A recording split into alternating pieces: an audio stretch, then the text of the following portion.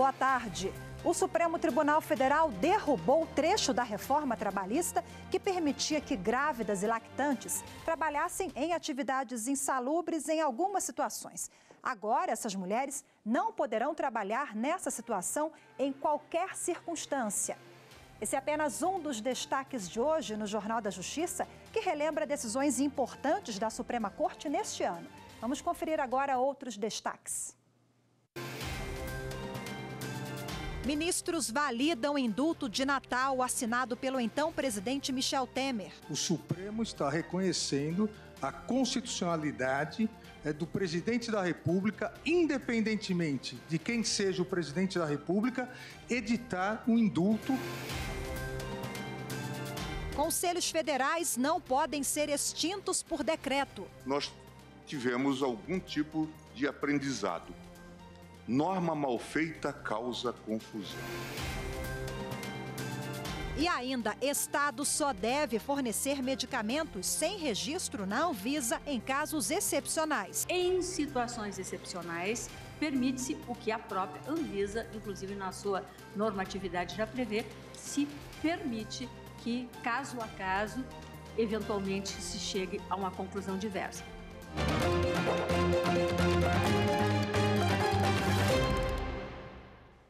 O Supremo Tribunal Federal declarou constitucional o decreto de indulto de Natal assinado pelo então presidente da República, Michel Temer. O ministro Luiz Fux destacou que parte do indulto natalino de 2017 trouxe critérios mais brandos do que nos últimos 20 anos.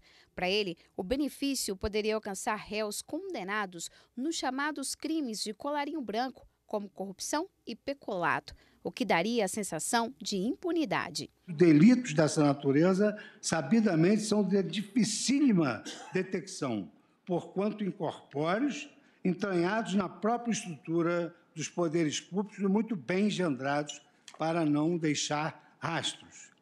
O decreto, ora atacado, torna ínfima a sanção penal para condutas gravíssimas, que já possuem uma probabilidade apenas infinitesimal de serem constatadas pelas instituições da lei. A ministra Carmen Lúcia não estava presente na sessão do ano passado. Ela também considerou inconstitucional parte do indulto natalino de 2017. A edição deste decreto pode ser submetido, como já foi em outras ocasiões, já foi aqui afirmado, pelo descumprimento dos princípios da desproporcionalidade da medida proteção jurídica insuficiente, que agora foi, mais uma vez, anotado pelo ministro Vistor, ministro Luiz Fux. Eu estou, portanto, acompanhando no sentido de julgar parcialmente procedente nos exatos termos do ministro relator. 6 ministros já tinham votado em 2018 a favor do indulto por considerar que este é um ato exclusivo do presidente da República e só cabe a ele definir quais são as regras para a concessão do benefício. O presidente do STF, ministro Dias Toffoli, último a votar, acompanhou esse entendimento, formando assim a maioria de 7-4. Eu peço ao relator e aos que o acompanharam para acompanhar a divergência e julgar improcedente a ação. O indulto é um perdão de pena e costuma ser concedido todos os anos próximo ao Natal pelo presidente da República, que está previsto na Constituição. Se for beneficiado com o indulto, o condenado tem a pena extinta e pode deixar a prisão. Como tem validade anual, as regras do indulto de 2017 só valem para os presos que preenchiam os critérios naquele ano. O Supremo está reconhecendo a constitucionalidade do presidente da República, independentemente de quem seja o presidente da República, editar um indulto que existe desde o início da República e não ser substituído por um ministro relator do Supremo Tribunal Federal que fixa condições. Aqueles que tiveram direito ao indulto, que foi suspenso, e agora o Supremo confirma que aquele indulto conferido teve plena validade, aquelas pessoas que foram atingidas por esse indulto devem ser beneficiadas. E quem conversa com a gente agora sobre esta importante decisão de 2019 é a nossa consultora jurídica, Gisele Reis. Gisele, seja bem-vinda, obrigada pela presença, boa tarde. Boa tarde, Rafaela, boa tarde a todos. Bom, como acompanhamos na reportagem, O indulto, então, é uma espécie de perdão. Mas como é que fica na prática? O preso é automaticamente perdoado e fica livre? Rafaela, o indulto, ele realmente significa perdão. Perdão total daquela pena que ele ainda restava cumprir. Então, é um ato de clemência do próprio Estado. A partir do momento em que nós temos, né, um decreto presidencial, porque normalmente esse é o instrumento jurídico utilizado, previsto na Constituição Federal, para que seja concedido o indulto. Então, o decreto presidencial, normalmente, ele é assinado ali próximo à época do Natal e ele prevê alguns requisitos. Então, se o apenado se encaixa dentre aqueles requisitos que estão previstos no indulto, ele, então, fica agraciado com esse ato, que é chamado um ato de clemência, que também é expedido levando-se em consideração questões de política criminal, porque a partir do momento em que o apenado ele recebe esse indulto, ele fica livre de todos os efeitos da pena. Então, ele sai ali do sistema penitenciário para nunca mais voltar em relação a esse crime. Ficha limpa? Não chega a ter a ficha limpa, porque a condenação, existe um registro específico onde fica registrado, né, que ele já teve a condenação, ou seja, isso não geraria primariedade. Né? Mas, de toda forma, significa que ele não tem mais pena nenhuma a cumprir.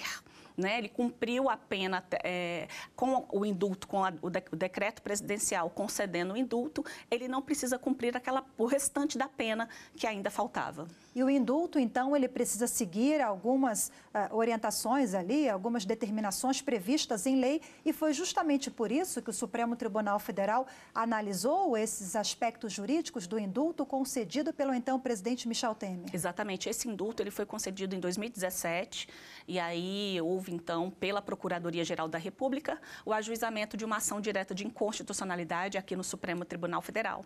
E a Procuradoria-Geral da República entendia que esse indulto teria extrapolado o exercício do poder que o presidente da República tem para decretar. Então, é um ato privativo do presidente da República, só pode ser feito por ele. E, normalmente, a gente vê, por exemplo, crimes hediondos, crimes praticados com violência contra a pessoa. Normalmente, esses tipos de crimes, eles não são considerados. Mas é um ato de discricionariedade do poder do presidente da República. Nós tivemos, por exemplo, em 2019, o chamado indulto humanitário, em que foram liberados da pena aquelas pessoas com paraplegia, tetraplegia, doenças raras ou câncer, doenças em estágio terminal. Essas, por exemplo, ficaram liberadas do restante do cumprimento da pena. Então, essas condições elas são estabelecidas no próprio documento, no próprio decreto, e são requisitos objetivos e subjetivos que devem estar preenchidos para que a pessoa possa ser beneficiada. Gisele, agradeço os seus esclarecimentos e você continua com a gente. Daqui a pouquinho a gente conversa mais. O Supremo Tribunal Federal impediu o presidente da República de extinguir, por decreto, conselhos federais criados por lei. Os votos dos ministros Dias Toffoli e Gilmar Mendes concluíram o julgamento sobre o decreto de abril do presidente Jair Bolsonaro, que permite a extinção de conselhos da administração pública federal. Os dois seguiram o relator, proibindo o governo de pôr fim a conselhos criados por lei. Vou pedir vênia divergência para acompanhar o ministro relator concedendo parcialmente a cautelar. Neste decreto, nós tivemos algum tipo de aprendizado. Norma mal feita causa confusão. É quase que inevitável a edição de novo decreto para esclarecer as situações de perplexidades que já graçam na esplanada dos ministérios e em todos os lugares. A própria AGU está sendo chamada a esclarecer se uma dada entidade, inclusive entidades que compõem agências reguladoras, foram ou não extintas por força do decreto. Portanto, gerou mais insegurança do que segurança. Com a decisão, os conselhos criados por decretos ou outros instrumentos podem ser extintos por decisão do presidente da República. Segundo o decreto, a extinção desses órgãos está marcada para o próximo dia 28 de junho. Alguns conselhos, não vou me referir a um apenas, alguns conselhos permanecerão como estão, outros poderão ser redimensionados, alguns fundidos, até por uma correlação. A notícia que nós temos é que há um grande número de conselhos que há anos sequer se reúne, né? Então, não há uma operacionalização das suas atividades, o que demonstra que não eram necessários. E a seguir, Supremo barra mudança na lei que autorizava o trabalho de gestantes e lactantes em atividades insalubres. Fazer a coisa certa para todas as pessoas. Não escolher uns para ser justo, mas para todos.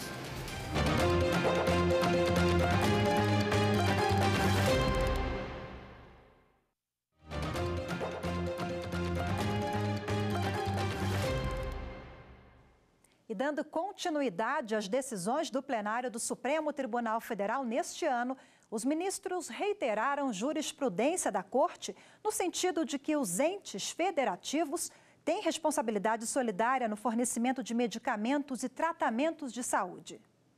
O STF já definiu que há responsabilidade solidária, ou seja, todos devem garantir esse direito.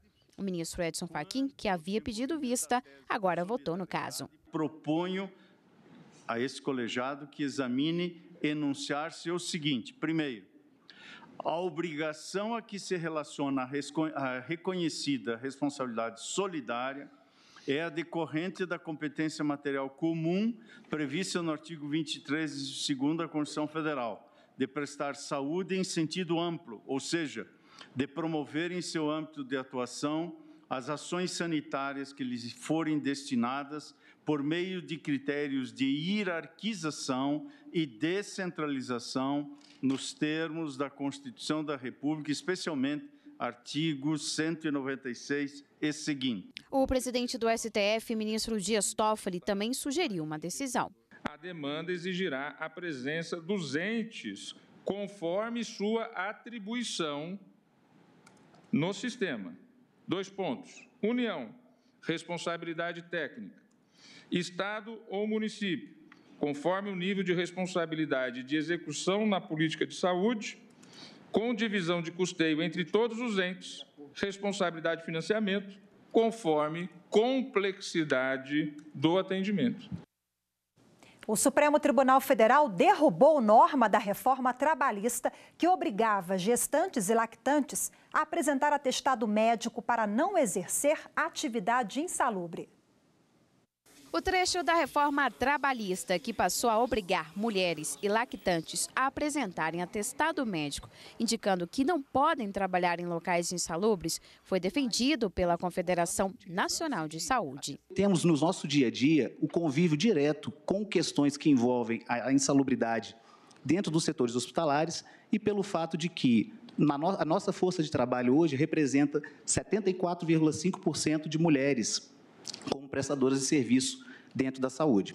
Já para a Central Única dos Trabalhadores, a mudança coloca os riscos de trabalhar nesses locais nas mãos das trabalhadoras. No momento em que a mulher passa por uma situação em que lhe é fragilizada a própria condição de trabalho, pela situação especial de gestante, a lei impõe um diálogo entre empregado e empregador, onde, nesse diálogo, o empregador entra numa situação fragilizada. O ministro Alexandre de Moraes votou contra a mudança da reforma trabalhista de 2017, ressaltando que a proteção das gestantes e dos bebês são direitos irrenunciáveis. Eu vou mais além, presidente, não só o desconhecimento, a impossibilidade pela distância de centros médicos, a própria negligência, ou mesmo por medo de vir a ser demitida posteriormente, por uma coação de que se chegar com um atestado médico, após o período da licença, após o período de estabilidade em virtude da gravidez, poderá ser demitida. Na mesma linha vieram os votos seguintes. O que se está a proteger aqui é um tripé que está protegido pela Constituição: maternidade, nascituro e a infância. Penso que viola a proteção da maternidade, que é um direito social previsto no artigo 6º. Penso que viola a proteção da criança, sobretudo a proteção da criança que a norma protetiva visa resguardar. implica inegável retrocesso social, porquanto a revogar anterior norma proibitória do trabalho da empregada gestante e lactante introduzida no sistema normativo trabalhista em 2016. O ministro Marco Aurélio divergiu. Onde o conflito dessa norma com a Constituição Federal? Não é razoável preconizar-se que haja um pronunciamento técnico de profissional da medicina sobre a conveniência do afastamento do ambiente insalubre em grau médio. A decisão do plenário foi por maioria e, portanto, cai da reforma trabalhista a exigência de mulheres e lactantes terem que apresentar atestado médico para se afastarem de trabalhos insalubres. Não se revela possível nem legítimo acolher-se qualquer cláusula legal que, em conflito com o texto de nossa Carta Política, culmine por prejudicar a mulher trabalhadora ou por reduzir-lhe, quando não por suprimir-lhe, conquistas sociais já definitivamente consolidadas. Bom, e para entender melhor os detalhes dessa decisão, nós vamos voltar a conversar com a consultora jurídica da TV Justiça, Gisele Reis. Gisele, então, essa decisão do Supremo, ela concedeu o direito à mãe, mas assegurando também um direito da criança, né? Sim, Rafaela, sem dúvida, porque a Constituição Federal, inclusive no seu artigo 227, sendo mais específica, ela fala que tanto a família, a sociedade, ou seja, todos, inclusive o empregador, ele também é responsável pelo bem-estar, pelo melhor interesse do menor. Então, quando se tem aí uma legislação que limita, né, que condiciona a licença da mãe para poder não trabalhar em ambientes insalubres, a apresentação de um atestado médico, isso ficou considerado que essa atitude, né, prevista na legislação, essa exigência prevista na legislação, ela acaba afrontando não só o direito da mãe, o direito a ter um meio ambiente de trabalho seguro, mas também o direito do próprio menor, do nascituro, do recém-nascido, porque a legislação previa que gestantes poderiam trabalhar em ambientes insalubres de grau médio ou mínimo e que as lactantes poderiam trabalhar apenas em grau mínimo. Então, com essa exigência, isso acabava dificultando porque as empregadas tinham um certo receio de apresentar atestados médicos. E agora, com esse entendimento do Supremo Tribunal Federal, não será necessário apresentar essas atividades, elas ficam, as gestantes e lactantes ficam automaticamente excluídas desse tipo de serviço. Maravilha, Gisele, até já. Daqui a pouco a gente volta a falar mais sobre outras decisões do plenário do Supremo Tribunal Federal. E no próximo bloco, Estado só deve fornecer medicamentos sem registro na Anvisa em casos excepcionais. Assunto para daqui a pouco. Continue com a gente. A justiça ela tem que ser a base da igualdade. Justiça para todos, igualdade para todos.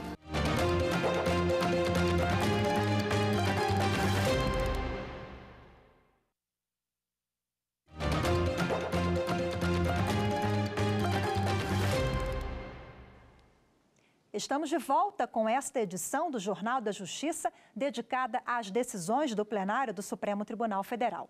Este ano, os ministros definiram que o Estado não é obrigado a fornecer remédio sem registro na Anvisa e determinaram regras para casos específicos. A pauta que temos hoje em discussão a partir desta sessão extraordinária, ela é das mais relevantes e importantes. Buscará contribuir para a parametrização da atuação do Judiciário na implementação do direito à saúde. É mais um passo a ser adotado por este poder, a par dos que já vêm sendo adotados na seara extrajudicial.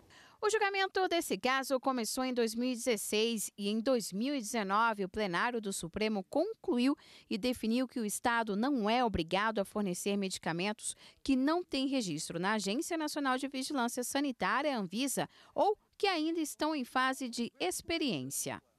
Até porque, por isso também fiz questão de salientar, as decisões judiciais em matéria de medicamentos, matéria de saúde, são cumpridas com orçamento destinado à saúde.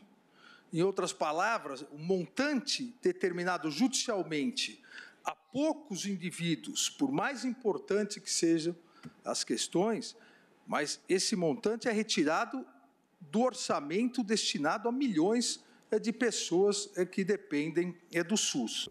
A regra é que é indispensável o registro do medicamento da Anvisa e que em nenhuma hipótese há possibilidade de requerimento de medicamento em fase experimental, mas em situações excepcionais permite-se o que a própria Anvisa, inclusive na sua normatividade já prevê, se permite que, caso a caso, eventualmente se chegue a uma conclusão diversa. Os ministros também determinaram que pode ter exceções em alguns casos, mas para isso estabeleceu condições. São permitidos quando a demora da Anvisa em analisar o registro do remédio.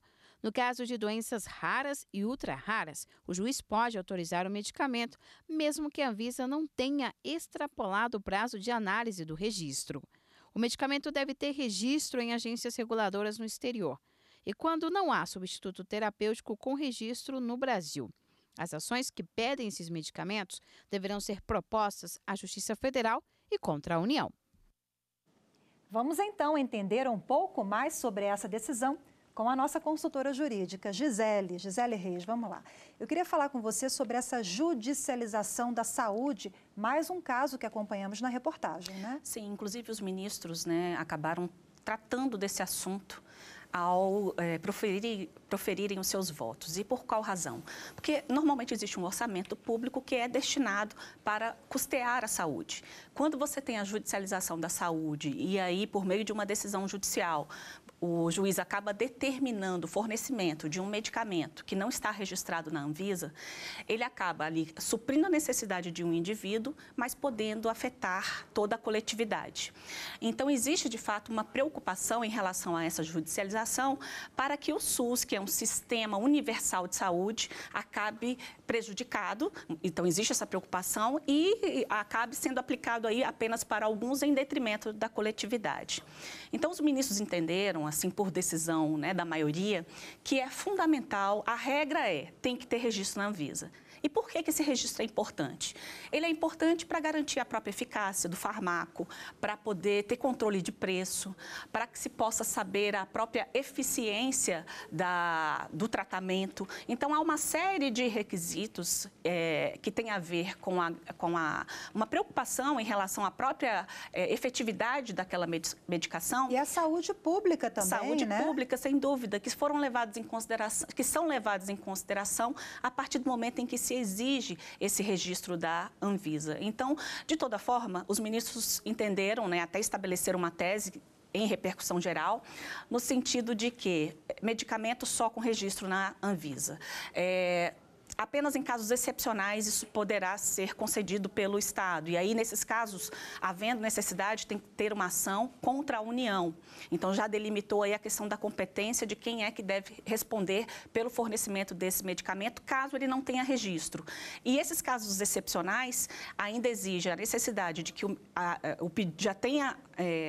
de que exista um registro, um pedido de registro em andamento, e que não teve tempo e que há uma demora irrazoável, de que esse medicamento ele já tem testes em laboratórios, mesmo que sejam laboratórios internacionais, sobre a efetividade dessa medicação.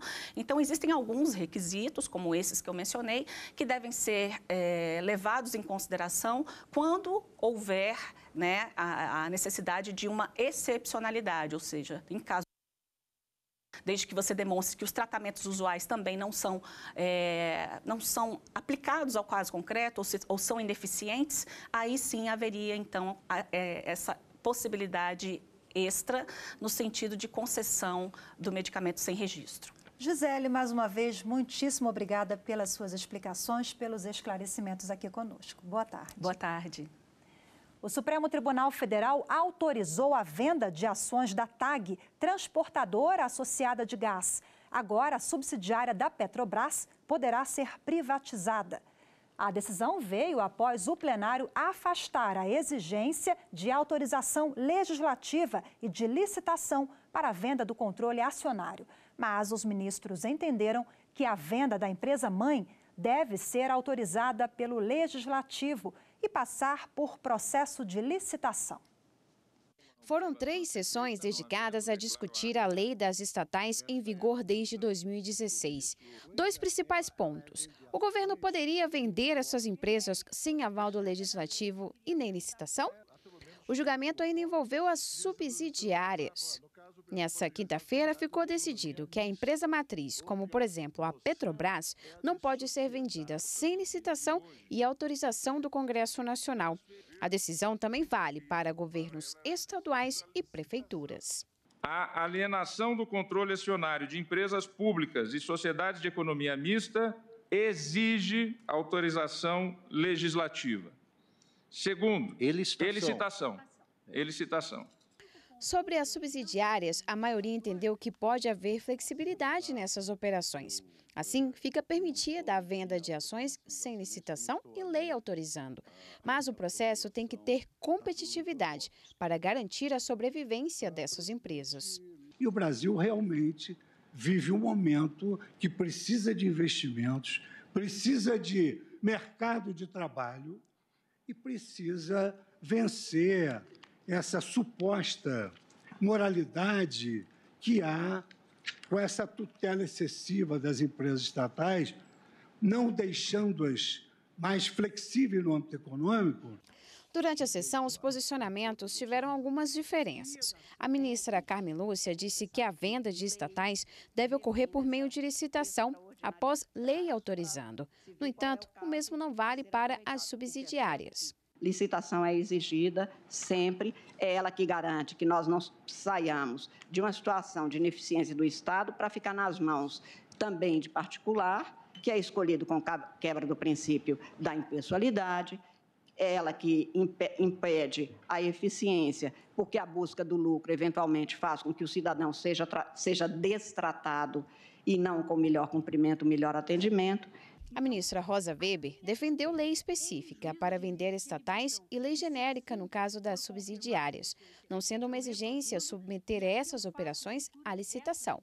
A existência de imperativo de segurança nacional ou de relevante interesse coletivo para autorizar a instituição de empresa estatal matriz ou a criação de subsidiária, deve ele também admitir, ainda que de modo genérico, no caso das subsidiárias ou controladas, a insubsistência das razões que levaram o Estado a promover a exploração direta da atividade econômica e, por isso, partiu para a extinção, inclusive com alienação do controle acionário. O ministro Gilmar Mendes condicionou a venda de empresas públicas à prévia autorização legislativa e, para as subsidiárias, deveria ser livre. Na prática, os processos de desinvestimento não têm sido realizados de forma direta ou sem a observância de preceitos que garantam a competitividade. Esse é um ponto importante da temática. O ministro Marco Aurélio votou para referendar a decisão do ministro Ricardo Lewandowski. Referendo para dar interpretação conforme ao inciso 18 do artigo 29 da 13.303, jungindo a alienação que implique o controle, a transferência de controle acionário subsidiária à feitura em si da licitação. O que foi definido é que a venda das matrizes ela depende de lei e isso é do jogo democrático e o Supremo Tribunal Federal ele deu essa segurança jurídica para que em relação às matrizes nós sigamos ritos específicos e certamente o Poder Executivo vai seguir aquilo que foi estabelecido pelo Supremo Tribunal Federal. O Jornal da Justiça de hoje fica por aqui. Muito obrigada pela sua companhia, uma boa tarde para você e até amanhã.